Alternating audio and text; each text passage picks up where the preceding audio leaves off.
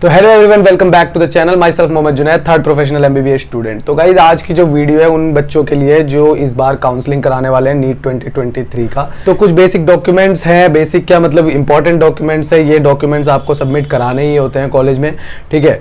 तो वो सारे डॉक्यूमेंट्स मैं आपको यहाँ पर बताने वाला हूँ कि क्या क्या ज़रूरत है, ठीक है। तो एक सवाल उठता है यार कि काउंसलिंग के वक्त भी क्या हमें डॉक्यूमेंट्स की ज़रूरत पड़ेगी, क्योंकि अभी जो काउंसलिंग आने वाली है, क्योंकि रिजल्ट सब कुछ हो चुका है, अब काउंसलिंग का ही टाइम है। तो काउंसलिंग होगी तो क्या उसमें भी हमें कुछ डॉक्यूमेंट्स वगैरह अपलोड करने पड़ेंगे? तो ऐसा बिल्कुल नहीं है। सीधा क्या होगा, आपका काउंसलिंग में रजिस्ट्रेशन कराया जाएगा, रजिस्ट्रेशन फीस भरनी पड़ेगी जो कि AIQ में 11,000 है, ठीक है। 1,000 आपका मतलब फीस होता है, बाकी 10,000 रिफंडेबल अमाउंट होता है अगर कॉलेज नहीं मिला तो। डॉक्यूमेंट्स कब जमा कराने पड़ेंगे? तो यार देखो, ऐसा होता है कि आपने रजिस्ट्रेशन करा दिया, ठीक है, फीस भर दी, उसके बाद चॉइस फिलिंग वगैरह होती है, तो चॉइस फिलिंग कर ली, चॉइस लॉकिंग कर ली, उसके बाद काम आता है MCC का, ठीक है। MCC आपको कॉलेज अलॉट करती है आपकी प्रीफरेंस लिस्ट के हिसाब से, ठीक है। और फिर कॉलेज अलॉट होने के बाद आपको एक अलॉटमेंट लेटर मिलता है, प्रोविजनल अलॉटमेंट लेटर। वो लेके आपको रिपोर्टिंग टाइम दिया जाता है कि इतने से इतने दिन तक आप रिपोर्ट कर सकते हो कॉलेज में एडमिशन के लिए।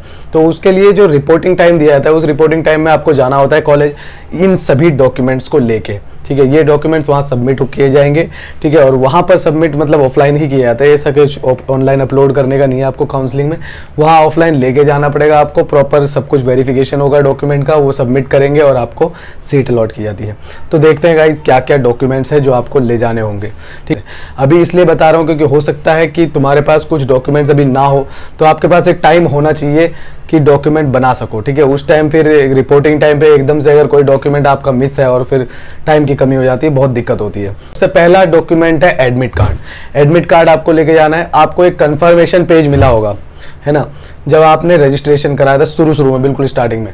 तो वो कंफर्मेशन पेज भी तैयार रखना। वो ज़्यादातर कॉलेजों में नहीं मांगा जाता है, लेकिन फिर भी तैयार रखना है आपको, ठीक है। फिर आता है आपका नीट का स्कोर कार्ड, जो कि अभी रिजल्ट निकला है ना, तो वो रिजल्ट समझ लो, वही रिजल्ट है स्कोर कार्ड, ठीक है। वो स्कोर कार्ड लेना है। प्रोविजनल अलॉटमेंट लेटर, जो कि आपको कॉलेज अलॉट होने के बाद मिलेगा, ठीक है। जब काउंसलिंग होगी, हर काउंसलिंग में होता है फर्स्ट राउंड, सेकंड राउंड, जो भी राउंड होगा जिसमें आपको सीट मिल जाएगी, उसमें आपको प्रोविजनल अलॉटमेंट लेटर दिया जाता है, ठीक है। तो वो अलॉटमेंट लेटर के बाद आता है आपका Aadhaar card. Aadhaar card, driving licence, PAN card वगैरह इनमें से कुछ भी रख सकते हो, मतलब ID कार्ड बोलना चाह रहा हूँ मैं, ठीक है। तो ID कार्ड है, ठीक है। ID कार्ड के बाद आता है 10th की मार्कशीट। 10th की मार्कशीट के साथ साथ 10th का सर्टिफिकेट, ठीक है, पासिंग सर्टिफिकेट मिला होता है आपको। 12th की मार्कशीट, 12th का पासिंग सर्टिफिकेट। और एक और बात, 10th की मार्कशीट और ये जो सर्टिफिकेट वगैरह है, ये वो रख लेते हैं, ठीक है। मतलब हमारे कॉलेज में भी रख लिया गया था। तो आपको 5 साल के बाद ही मिलेगा, मतलब आपकी MBBS पूरी होने के बाद, ठीक है। ये हो गया। उसके बाद आता है एक मेडिकल सर्टिफिकेट। मेडिकल सर्टिफिकेट एक रजिस्टर्ड डॉक्टर से बनवाना है आपको, ठीक है। MBBS होना चाहिए मिनिमम, ठीक है। उनके पास जो रजिस्ट्रेशन ID होती है वो लिखा हुआ होता है। उसके बाद आता है अपना बर्थ सर्टिफिकेट, ठीक है। बर्थ सर्टिफिकेट भी तैयार रखना है। और कई जगह पे बर्थ सर्टिफिकेट की जगह 10th का मार्कशीट भी चल जाता है, ठीक है। उसको भी birth certificate as a birth certificate लिया जाता है। मतलब बर्थ सर्टिफिकेट का ये नहीं है कि बर्थ सर्टिफिकेट है, वो बर्थ सर्टिफिकेट की जगह उसको भी हम एज के लिए या फिर डेट ऑफ बर्थ के लिए प्रूफ मानते हैं, लेकिन आपको बर्थ सर्टिफिकेट भी तैयार रखना है, ठीक है। उसके बाद आता है अपना कैटेगरी सर्टिफिकेट, अगर है तो, ठीक है। अगर कोई कैटेगरी जनरल है तो कोई दिक्कत नहीं, उसमें तो कोई कैटेगरी सर्टिफिकेट है ही नहीं। अगर आप EWS के अंडर आते हो, EWS लगाया था आपने, EWS का कोटा चाहते हो, तो EWS सर्टिफिकेट आपका होना चाहिए बिल्कुल प्रॉपर फॉर्मेट में जो दिया गया है। और हाँ, एक बात ध्यान रखना कि EWS सर्टिफिकेट पुराना नहीं होगा, इसी बार का होगा, जो इस ईयर का जो अप्रैल मंथ गया है उसके बाद, ठीक है। 1 अप्रैल के बाद, मतलब 31 मार्च तक होता है इसका पुराना सेशन, ठीक है। उसके बाद होना चाहिए, ठीक है।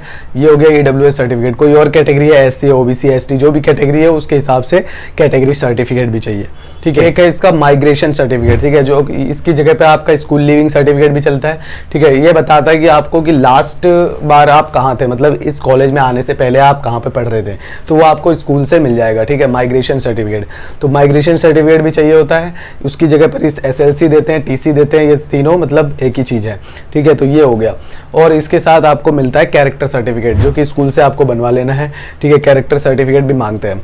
और अगर देखो कॉलेज में जब तुम जो कॉलेज अलॉट होगा ना, उसकी साइट पे जाना, वहाँ पर और भी डॉक्यूमेंट्स वगैरह दिए होते हैं कॉलेज के हिसाब से, जिसमें से एक आता है बॉन्ड, ठीक है। अगर कहीं पे बॉन्ड है तो वो बॉन्ड भी बनवाने के लिए बोलते हैं, ठीक है। जैसे कि हमारे कॉलेज में 1 लाख का बॉन्ड है बस, ठीक है। तो 1 लाख का बॉन्ड है, इसका मतलब मुझे 5 साल जो MBBS दिया गया है, 5.5 साल, ठीक है। इस MBBS को मैं छोड़ नहीं सकता, सीट नहीं छोड़ सकता, ठीक है। सीट छोड़ूंगा तो मुझे 1 लाख रुपए भरने पड़ेंगे, तो वो एक बॉन्ड होता है, वो बना के देना पड़ता है, ठीक है।